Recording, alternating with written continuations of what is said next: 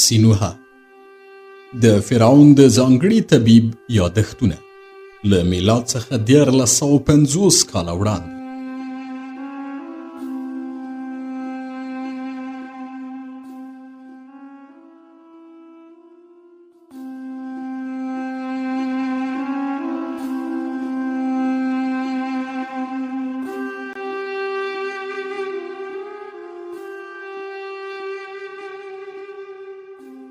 در 50 څپرکی د باکتامون انتقام.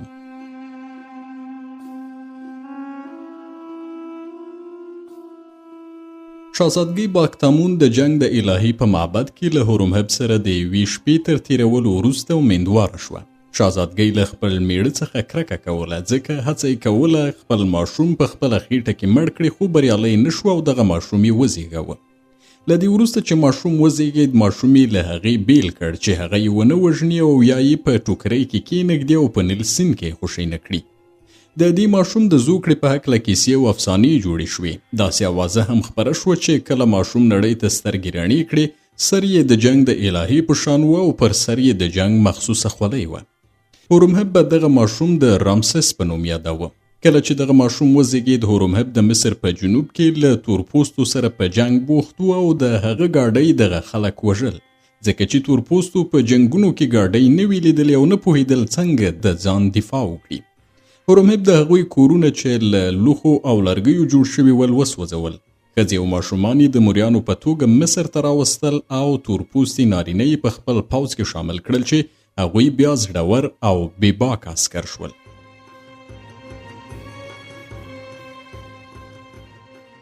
له دې وروسته چې تورپوستي د هورمهب په پوځ کې شامل شول، آزاد شول چې د خپلو اصولو او عقیدو په اساس څرنګه چې دوی غواړي ډولونه ووهي او ونڅیږي. د تورپوستو نڅا د هغوی په روحیې عجیب اغیز درلود او له دې وروسته چې نیم ساعت وګډېدل، داسې به زړور شول چې له یوې نیزې سره به د زمري جنگ ته ورتلل. هورمهب پوهېده چې د هاتي پر خلاف په راتلونکي جنگ کې له هغوی څخه استفاده کولی شي او داسې عسکر به د هغوی جنگ ته واستوي چې د هاتي تر عسکرو ډیر زړور دي. هورمهب د تورپوستو په ټاټوبي کې ټول څاروي او مالونه مصر ته ولېږدول، تر دې حده چې په مصر کې شیدې ډیرې پریمانه شوې او ډیرو بېوزلو کسانو هم غوښه خوړلی شوی. په مصر کې د لوږې له کلونو وروسته له کروندو څخه ډیر غنم ترلاسه شول او خلک پر ډوډۍ، اوربشو او شرابو ماړه شول.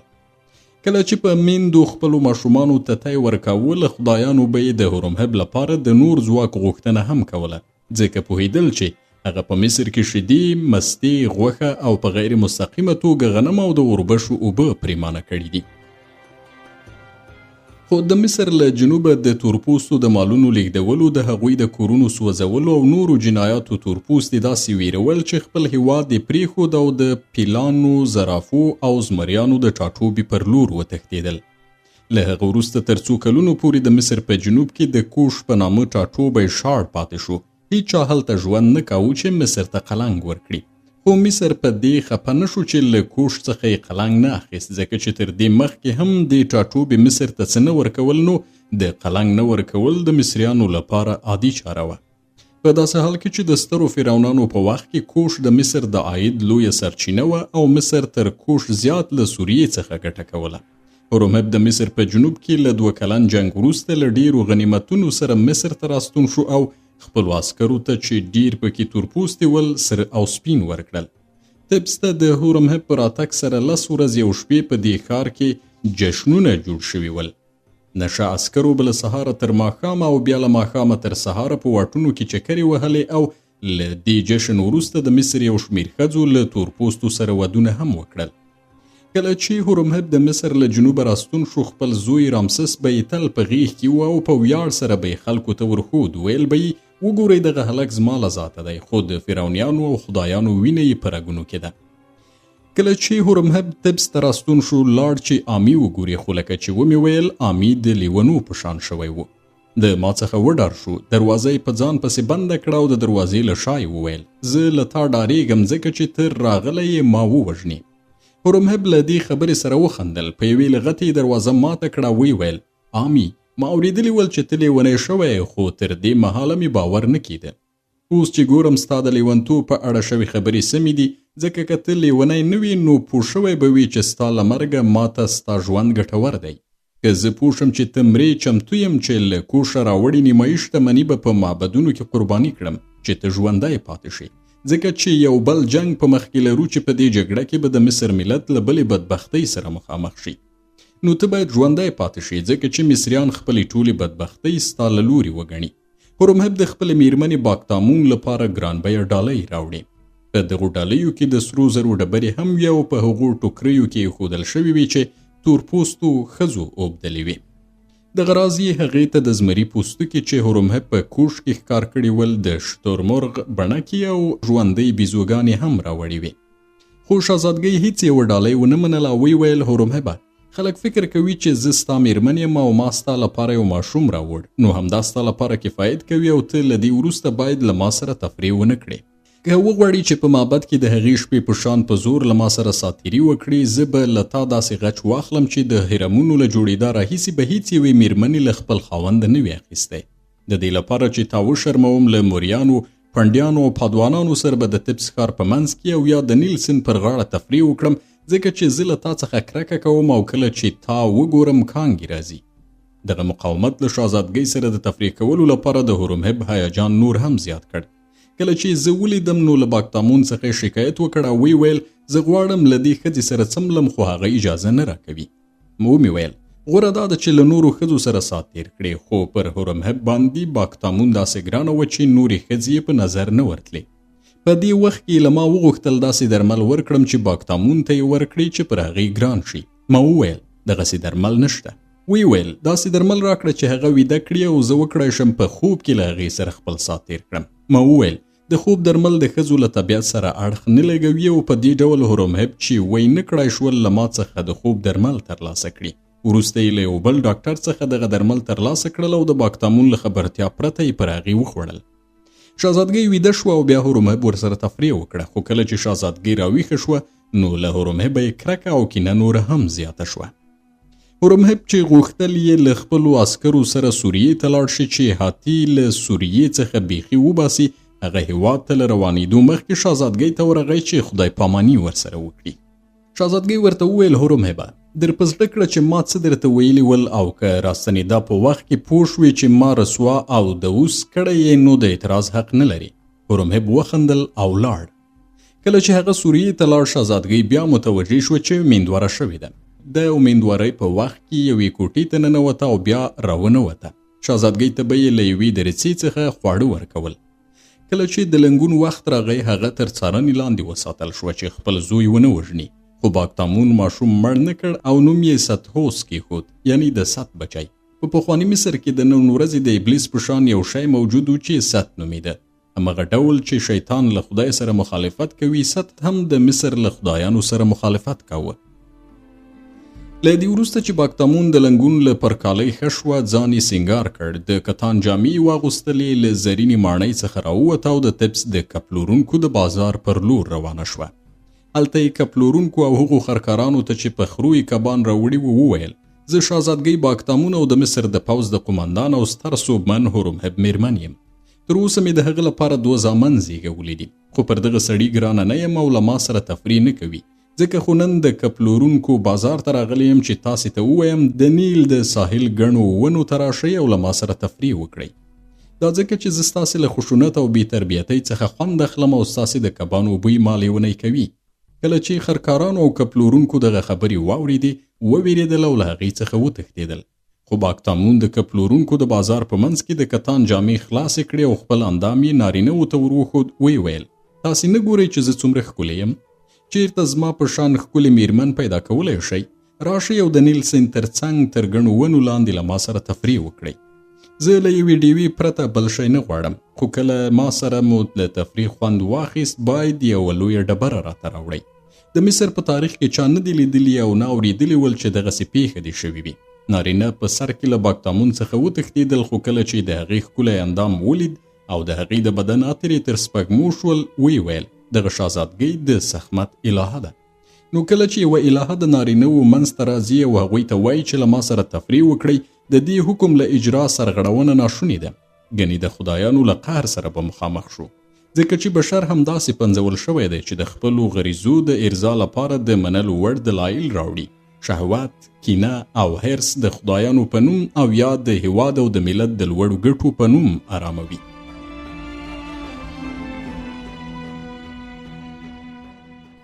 ځینو نارینه‌و به ویل که د جنگ د الهي امر ونه منو نو د خدای له قهر سره به مخامخ شو. بله دا چې هغه ډالۍ چې دغه شهزادګۍ له موږ غواړي تر ټولو ارزانه ډالۍ ده او تر اوسه پورې په مصر کې کومې ښځې ځان دومره ارزانه نه دی خرڅ کړی. کله چې موږ یوه عمومي کور یعنې فاحشهخانې ته ورځو او غواړو چې له یوې تورپوستې مېرمنې سره تفریح وکړو، لږ تر لږه باید د مسو یوه کړۍ ورکړو. خو دغه شهزادګۍ چې د خدایانو له توکمه ګڼل کیږي وایي چې زما لپاره یوه ډبره راوړئ. له دې کبله چې ډبره یوازې په ودانیو کې کارول کیږي او نور هیڅ مصرف نه لري، نو داسې ښکاري چې هغه د ځان یا د یوه خدای لپاره معبد جوړوي. شهزادګۍ د کبانو د بازار ځینې نارینه له ځان سره د نیل ساحل ته بوتل او پر دې ورځې تر ماښامه له هغوی سره تفریح وکړه.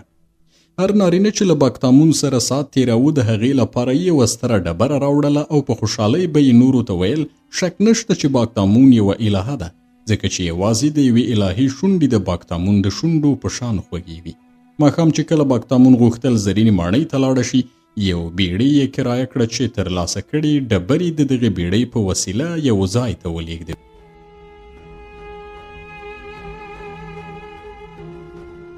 ماښام چې کله باکتامون غوښتل زرینې ماڼۍ ته لاړه شي، یوه بیړۍ یې کرایه کړه چې ترلاسه کړې ډبرې د دغې بیړۍ په وسیله یو ځای ته ولېږدوي. د کبانو بازار نارینه‌وو به د هغې پر وړاندې سجده وکړه. روان به شول او ویل به یې ای د جنگ الهي، سبا هم راشه او له موږ سره تفریح وکړه، موږ به ستا لپاره نورې ډبرې هم راوړو. خو پر بله ورځ شهزادګۍ د سبزي منډۍ ته لاړه. دا بازار هم د کبانو د بازار په شان د نیل پر غاړه پروت و. کلیوالو به خپل کرنیز محصولات په خرو او غوایانو دغه بازار ته وړل او شهزادګۍ هغوی ته په خطاب کې وویل زه باکتامون د مصر د پوځ د قماندان او د ستر فاتح هورمهب میرمن یم چې د هغه لپاره مې 2 زامن زیږولي دي. خو هورمهب داسې سړی دی چې زه پرې ګرانه نه یم او له ما سره تفریح نه کوي، ان زما د اوسېدو لپاره یو کور هم نه دی جوړ کړی.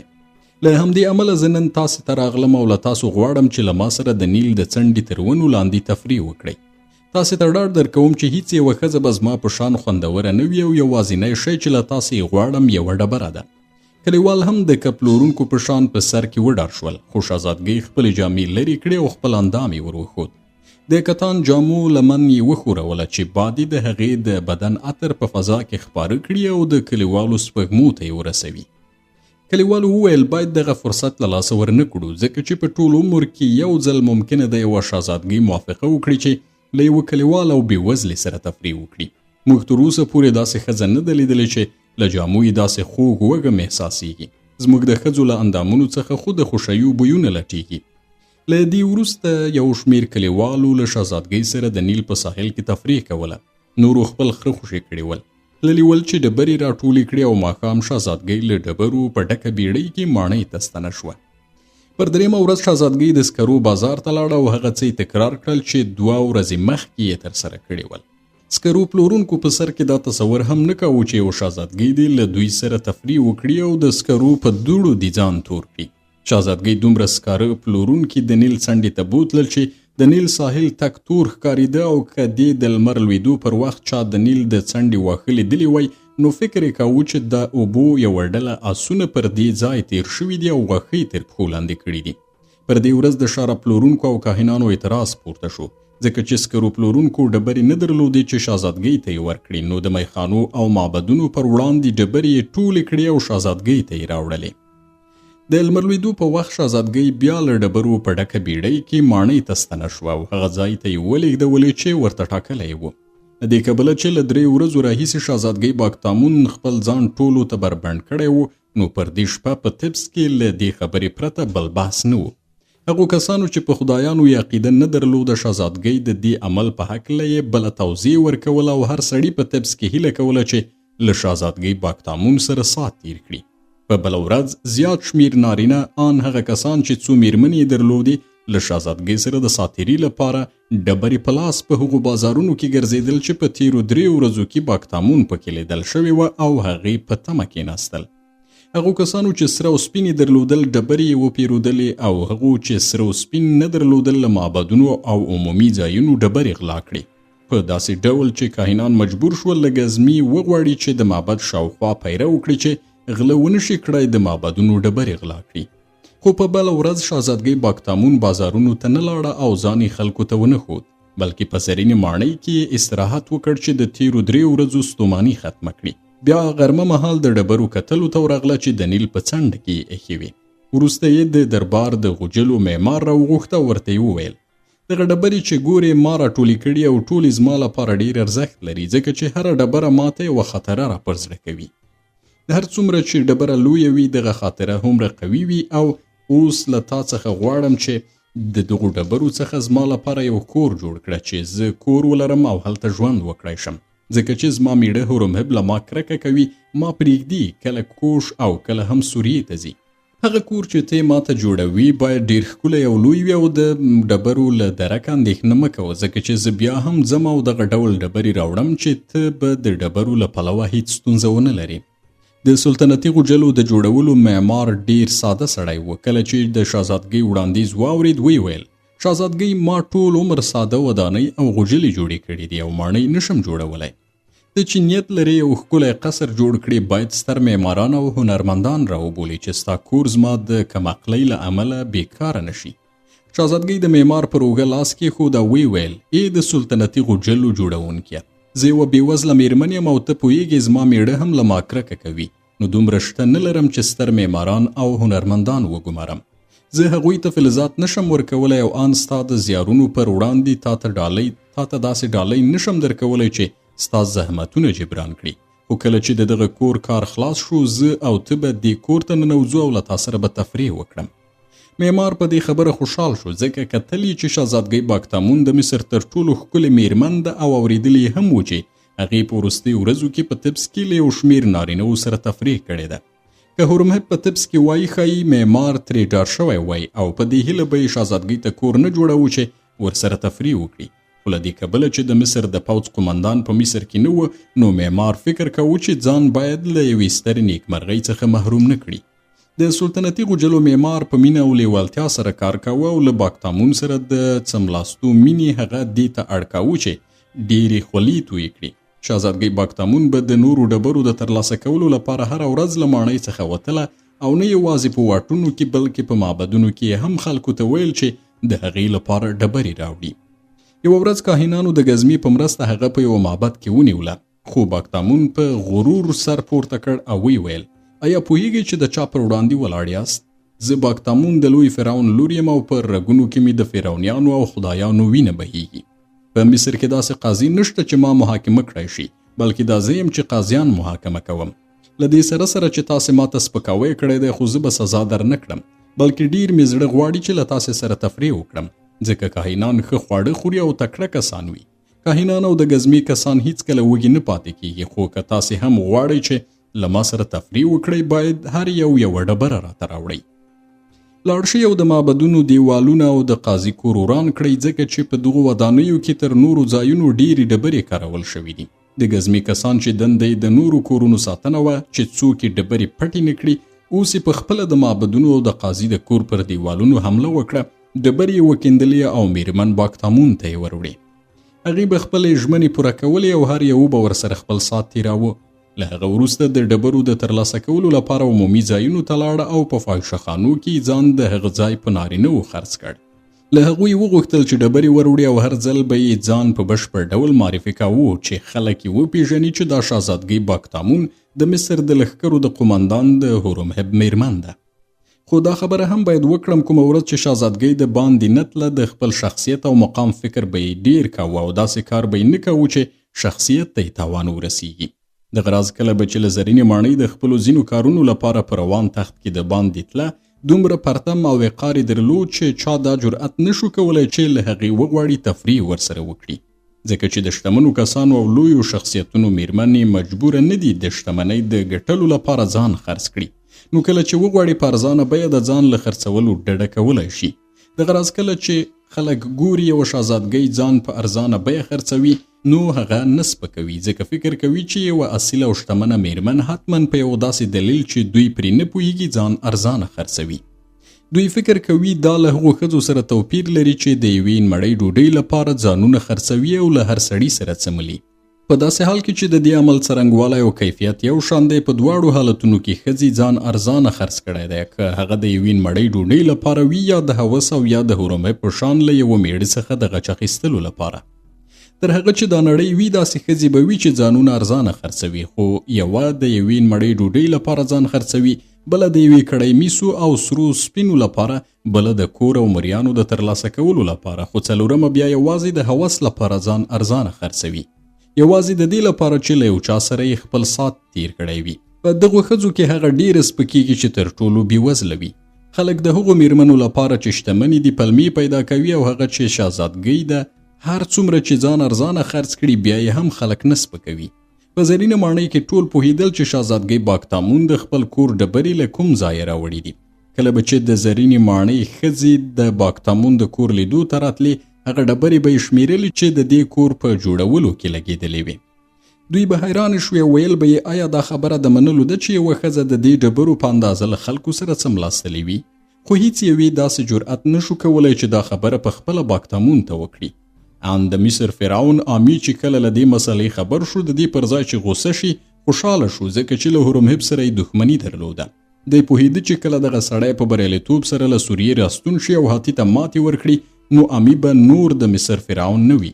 له همدې امله یې خوشحالي کوله چې باکتامون په دې ډول هورمهب په خلکو کې سپک او نوم بدی کړي. که دغه سړی له سوریې څخه په راستنېدا پسې وغواړي چې آمی له پاچاهۍ لرې کړي، داسې به یې سپک او مشهور کړي چې حیران به پاتې شي. خو هورمهب په سوریه کې په جنگ بوخت و او په دې بریالی شو چې د سیدون، ازمیر او بیلبوس ښارونه له هاتي څخه ونیسي. د دې هېواد ډېر غنیمتونه یې مصر ته راواستول او دغه راز د خپلې میرمنې لپاره یې ښکلې ډالۍ راواستولې. په طبس کې ټول پوهېدل چې په زرینه ماڼۍ کې څه تېرېږي، خو دغه خبرې یې هورمهب ته نه رسولې. ان هغه خلک چې هورمهب ګمارلي ول چې په طبس کې د هغه ګټې خوندي کړي، هغوی هم هورمهب نه خبراوه او ویل به یې باکتامون چې کوم کار کوي دا د میړه او ښځې د جنګ یوه برخه ده. که موږ د ژرندې د پلونو ترمنځ لاس کېږدو تاوان به مو کړی وي، نو غوره ده چې د میړه او ښځې په دې جنګ کې غلې پاتې شو. په دې ډول هورمهب د شهزادګۍ باکتامون له کارونو بېخبره پاتې شو. زه تصور کوم چې دغه موضوع د مصر په ګټه وه، ځکه چې که هورمهب له دې مسئلې خبر شوی وای نو په آرامو اعصابو به یې پوځي عملیات نه وای کړي. ما په دې تاریخ کې په مصر کې د آمی د سلطنت او په طبس کې د شهزادګۍ باکتامون د چلند په هکله ډېرې خبرې وکړې. د ځان په هکله مې خبرې ونه کړې. علت یې دا و چې د خپل ژوند په هکله بله د پام وړ خبره نه لرم چې ویې کړم. نور زما ژوند نه مستېده. زما د ژوند اوبه په کراره روانې وې او د سیند په دواړو لورو کې ګردابونه جوړول.